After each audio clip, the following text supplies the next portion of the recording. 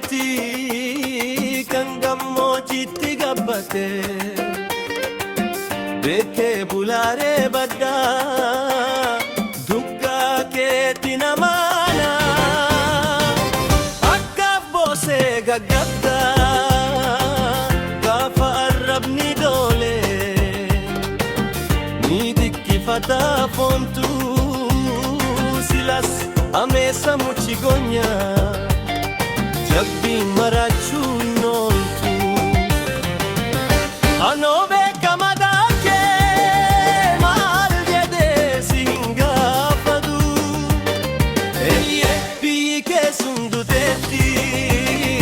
boo'ii hiriirmii baafatu ni duutee egaa biyyi kee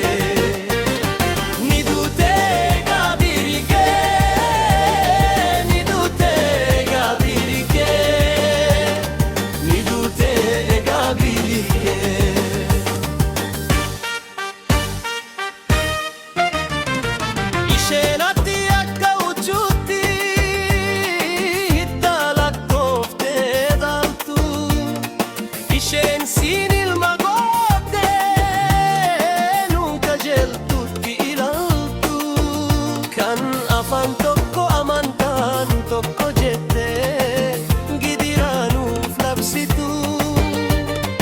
isheen tokko qabdee kaaniin kolee qabsitu kan sabaaf sablammoota ofitti qoroodha hin baane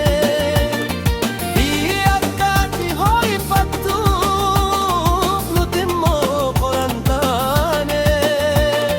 ristii qabeenya dhuunfaa ikhaanni kee itti arfamu biyyi tokko itti diigee kaan immoo itti farfamu yii namni eenyummaa isaatiin mataa buusee rakkatu lummuksiin kee duteetti biyyoon itti haasafatu ni duutee egaa biyyi kee ni duutee egaa biyyi kee ni duutee egaa biyyi kee ni duutee egaa biyyi kee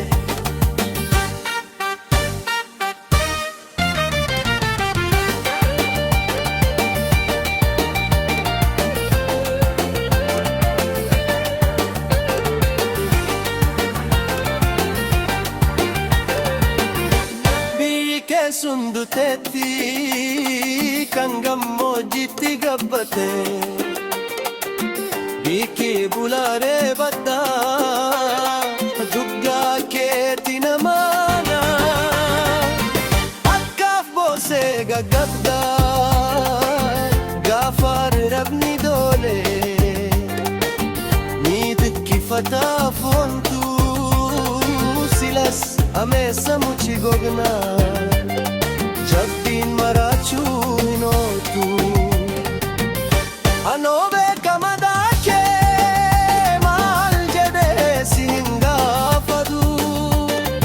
eeyyee biyyi kee sun duteetti boo'ii hiriirmii baafatu ni duutee egaa biyyi kee